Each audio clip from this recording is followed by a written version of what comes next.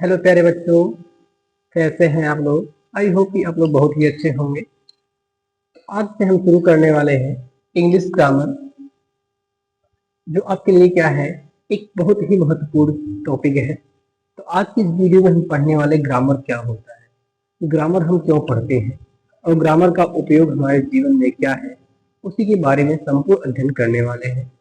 तो वीडियो के अंत तक जरूर बने रहिएगा। चैनल पर पहली बार आए हैं, चैनल को सब्सक्राइब कीजिएगा और वीडियो को लाइक कीजिएगा और अपने दोस्तों के साथ शेयर कीजिएगा। चलिए आइए हम लोग शुरू करते हैं कि ग्रामर क्या होता है। देखिए, सबसे पहली बात तो ग्रामर है। ग्रामर का हिंदी अर्थ जो होता है, ग्रामर को हम लोग हिंदी में क्या कहते हैं, व्याकरण कहते हैं। क्या कहते हैं? व्याकरण कहते हैं। सबसे पहली चीज तो आपको यहाँ ध्यान रखना है, ग्रामर। देखिए, ग्रामर की स्पेलिंग क्या है? GRAMMER। कुछ बच्चे क्या करते हैं, ग्रामर की स्पेलिंग GRAMMER भी याद कर लेते हैं, लेकिन ध्यान रखना कि ग्रामर की स्पेलिंग ये क्या होती है, गलत होती है। ग्रामर की स्पेलिंग क्या है? ग्रामर की स्पेलिंग क्या है? GRAMMER। तो ग्रामर, ग्रामर मतलब हिंदी में क्या है? व्याकरण। अब देखिए, ग्रामर का उपयोग हम करते क्यों हैं, ग्रामर पढ़ते क्यों हैं, ग्रामर है क्या, आखिर ग्रामर है क्या? तो ग्रामर एक ऐसा शास्त्र है जो हमें क्या करता है, जो हम भाषा बोलते हैं, जो हम लैंग्वेज को प्रयोग करते हैं, उसके शुद्धतम रूप को क्या करता है, उपलब्ध कराता है। तो जो ग्रामर होता है वो हमारी लैंग्वेज का क्या करता है, करेक्टली, या हम कह सकते हैं जो प्रॉपरली ढंग से होता है, हम उसे यूज कर पाते हैं अपनी भाषा में। जो हम सेंटेंस बोलते हैं, कोई वाक्य हम बोल रहे हैं, उसमें क्या करता है, ग्रामर उसको शुद्धता प्रदान करता है। तो ग्रामर क्या है? ग्रामर एक ऐसा शास्त्र है, या ग्रामर एक हम कह सकते हैं कि एक ऐसा साइंस है। ग्रामर क्या है? एक प्रकार का साइंस है जो हमें यह बताता है कि भाषा को किसी भाषा को या सेंटेंस को या सेंटेंस को क्या करता है, वो हमारे लिए उसे करेक्ट करता है कि हम उसे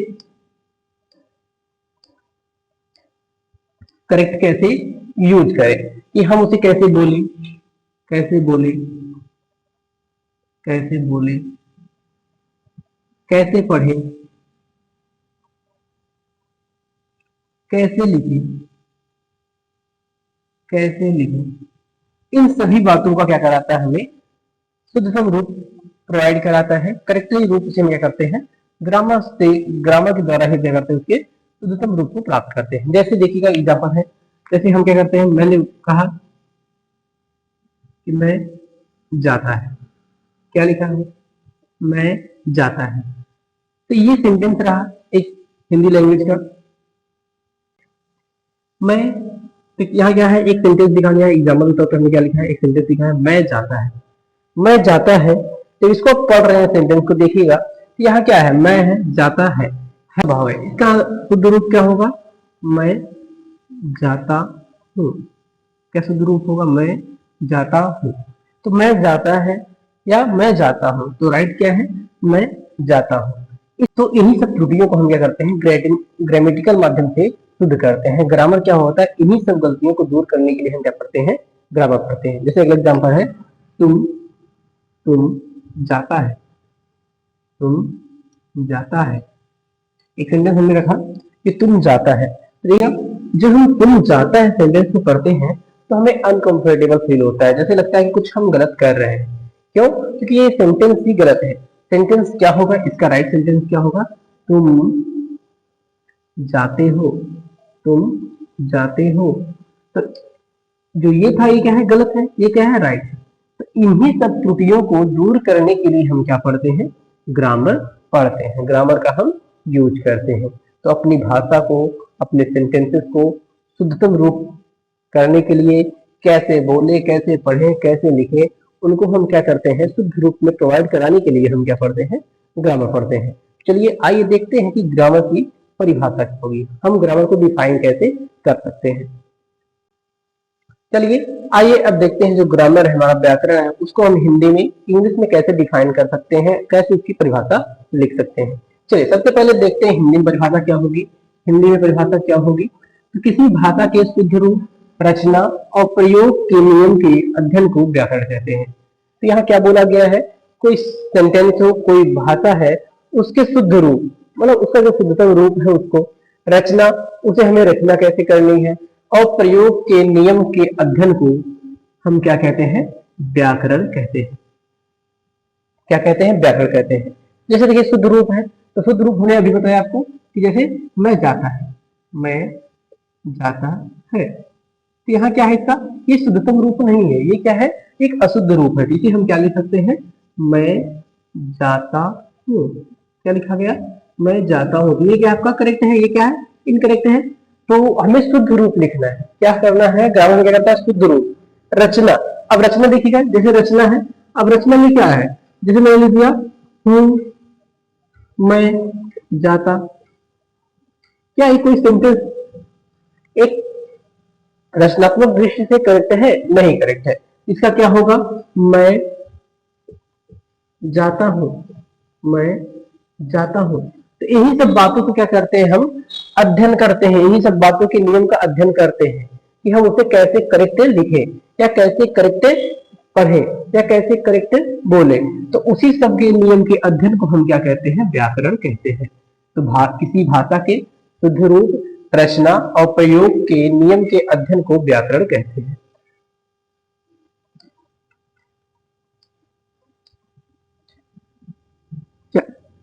चलिए, अब इसके बाद अंग्रेजी में परिभाषा क्या हो जाएगी। अंग्रेजी में grammar is a set of rule that tell us how to use word and make sentence correctly in a language. तो अंग्रेजी में क्या परिभाषा है, grammar is a set of rule. Grammar क्या है, एक नियमों का समुच्चय है, एक नियमों का सेट है।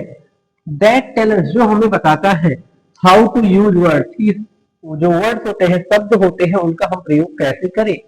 मेक सेंटेंस करेक्टली, सेंटेंस को करेक्ट कैसे बनाए, जो सेंटेंस हम यूज करते हैं उसे हम करेक्ट कैसे बनाए इन ए लैंग्वेज, किसी भाषा में।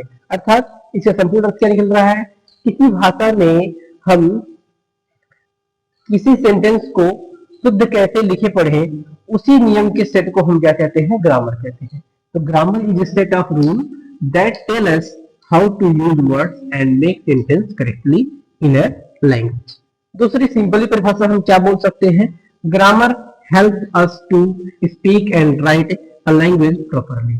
ग्रामर जो है वो हमारी सहायता करता है किसी लैंग्वेज को स्पीक करने में, बोलने में और लिखने में। कि हम किसी लैंग्वेज को बोल रहे हैं या लिख रहे हैं, उसमें क्या करता है, ग्रामर हमारी हेल्प करता है, सहायता करता है उसे हमें प्रॉपरली यूज करने में या बोलने में। तो ये क्या है, ग्रामर की परिभाषा है। हिंदी में क्या हो गई, किसी भाषा के शुद्ध रूप, रचना और प्रयोग के नियम के अध्ययन को व्याकरण कहते हैं। वही अंग्रेजी में क्या हो जाएगी, grammar is a set of rule that tell us how to use words and make a sentence correctly in a language. And second परिभाषा क्या हो जाएगी, grammar help us to speak and write a language, right a language correctly या properly. ये क्या है, आपकी अंग्रेजी और हिंदी में ग्रामर की परिभाषा है। हमें बताया कि जैसे ही ग्रामर हम शुरू करते हैं, ग्रामर पढ़ना शुरू करते हैं, तो हमारे सामने सबसे पहले हमें पढ़ने के लिए क्या आता है, तो सबसे महत्वपूर्ण होता है ग्रामेटिकल अध्ययन करना। हमें जो ग्रामर को हमें पढ़ना है, ग्रामर का हमें यूज करना है अपने जीवन में, तो सबसे पहला महत्वपूर्ण पार्ट इसका आता है ग्रामर का। जो पहला चैप्टर कह सकते होता है ग्रामर का, पार्ट्स ऑफ स्पीच। क्या होता है, पार्ट्स ऑफ स्पीच। पहला चैप्टर ग्रामर का क्या होता है, पार्ट्स ऑफ स्पीच। हिंदी क्या होती है इसकी, शब्द भेद। क्या होता है, शब्द भेद। तो पार्ट्स ऑफ स्पीच क्या है, शब्द भेद क्या है। हम जब कोई सेंटेंस बोलते हैं या लिखते हैं, उसमें जितने भी शब्द यूज होते हैं, सबका अपना अपना अलग अलग अर्थ होता है, सबका अपना अपना प्रयोग होता है। उसी चीज को हम अध्ययन करते हैं, उसे कहते हैं पार्ट्स ऑफ स्पीच। जैसे मैंने एक सेंटेंस लिखा,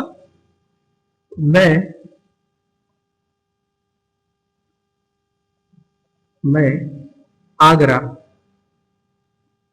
जाता हूं, मैं आगरा जाता हूं।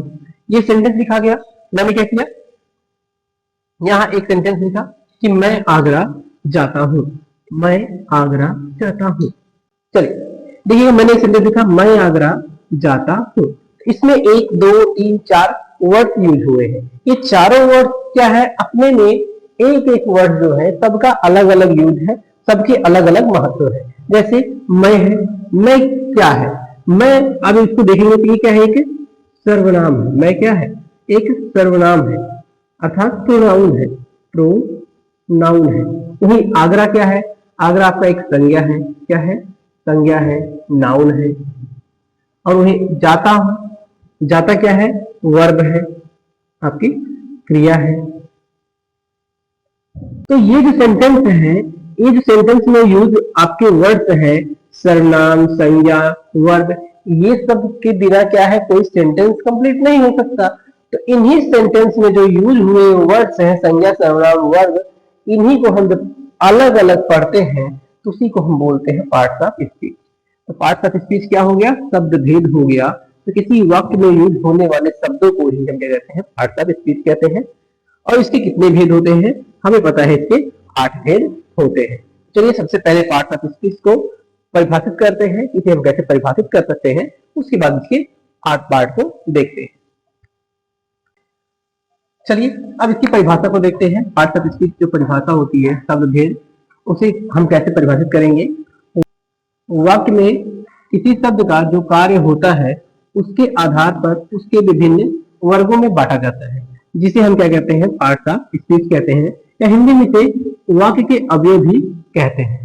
तो क्या होता है? जो सेंटेंस हम लिखते हैं, सेंटेंस बोलते हैं, उसमें किसी भी शब्द, जितने भी शब्द यूज होते हैं, सबके क्या होते हैं? अलग अलग कार्य होते हैं। उन्हीं उनके कार्यों के आधार में हम क्या करते हैं? विभिन्न वर्गों में बांटते हैं, जिसे क्या बोलते हैं? पार्ट्स ऑफ स्पीच कहते हैं। जैसे अभी बताया गया कि जैसे एग्जांपल में हमने देखा, जैसे एग्जांपल में देखा कि मैं आगरा जाता हूं, मैं आगरा जाता हूं।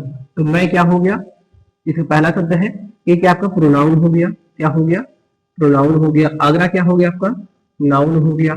और जाता हूं क्या हो गया? वर्ब हो गया। तो इसके सभी पार्ट क्या है? अलग अलग पार्ट है, सबके क्या है? अलग अलग अपने महत्व है। तो इन्हीं महत्व को अलग अलग अध्ययन करने के लिए हम क्या करते हैं? उनको विभिन्न वर्गों में बांटते हैं। और जो विभिन्न वर्गों में बांटते हैं वह वर्ग का समूह क्या कहलाता है? पार्ट्स ऑफ स्पीच कहलाता है, जिसे हम क्या बोलते हैं? वाक्य के अवयव भी कहते हैं। तो पार्ट्स ऑफ स्पीच के कितने, अभी हमने बताया जो पार्ट्स ऑफ स्पीच होते हैं ये कितने प्रकार होते हैं? 8 प्रकार के होते हैं। पार्ट्स ऑफ स्पीच कितने प्रकार होते हैं? 8 प्रकार के होते हैं। इन्हें हम 8 वर्गों में बांटते हैं। इसमें सबसे पहला क्या आता है? सबसे पहला आता है संज्ञा। क्या आता है? संज्ञा। इसकी अंग्रेजी क्या होती है? नाउन। संज्ञा को अंग्रेजी में कहते हैं नाउन। दूसरा क्या आता है आपका? सर्वनाम। दूसरा क्या नाम आता है? सर्वनाम, जिसे क्या कहते हैं अंग्रेजी में? प्रोनाउन। क्या कहते हैं? प्रोनाउन। इसके बाद तीसरा नंबर क्या आता है आपका? क्रिया। तीसरा नंबर क्या आता है?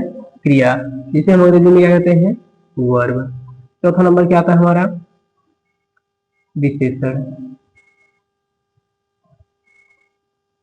जिसकी अंग्रेजी क्या होती है? एडजेक्टिव। इसके बाद 5वां नंबर आता है क्रिया विशेषण, इसकी अंग्रेजी क्या होती है?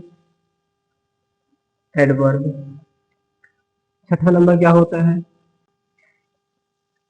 संबंध सूचक, इसे क्या बोलते हैं? प्रीपोजिशन। क्या अंग्रेजी होती है इसकी? प्रीपोजिशन। 7वां नंबर आता है समुच्चय बोधक। समुच्चय, समुच्चय बोधक, जिसकी अंग्रेजी क्या होती है? कंजंक्शन। और लास्ट हमारा 8वां नंबर आता है विस्मयादि बोधक। लास्ट क्या आता है? विस्मयादि बोधक, जिसे अंग्रेजी में क्या कहते हैं? इंटरजेक्शन। क्या कहते हैं? इंटरजेक्शन। तो देखिए पार्ट्स ऑफ स्पीच के कितने भाग होते हैं? 8 प्रकार होते हैं। 8 प्रकार हम इनको 8 श्रेणियों में बांट सकते हैं। सबसे पहला क्या आता है? संज्ञा आता है, जिसको अंग्रेजी में क्या कहते हैं? नाउन कहते हैं। दूसरा क्या आता है? सर्वनाम आता है, जिसे क्या कहते हैं? प्रोनाउन कहते हैं। तीसरा क्या आता है? क्रिया आता है, जिसकी अंग्रेजी क्या होती है? वर्ब होती है। चौथा क्या है? विशेषण है, जिसकी अंग्रेजी क्या है? एडजेक्टिव है। 5वां क्या है? क्रिया विशेषण है, जिसकी अंग्रेजी क्या है? एडवर्ब है। छठा क्या है? संबंध सूचक है, जिसकी अंग्रेजी क्या है? प्रीपोजिशन है। और सातवां क्या है? समुच्चय बोधक, जिसकी अंग्रेजी क्या है? कंजक्शन है। और लास्ट जो आठवां है विस्मयादि बोधक, जिसे अंग्रेजी में कहते हैं इंटरजेक्शन कहते हैं। तो ये है पार्ट्स ऑफ स्पीच के 8 पार्ट, जिन्हें हमें क्या करना होता है? ग्रामर पढ़ने के लिए सबसे पहले चैप्टर में इन 8 को पढ़ना होता है। चलिए, तो आज की वीडियो में हम इतना ही पढ़ते हैं। अगली वीडियो में हम क्या करेंगे? पार्ट्स ऑफ स्पीच को शुरू करेंगे, जिसमें हम लोग कहाँ शुरू करेंगे?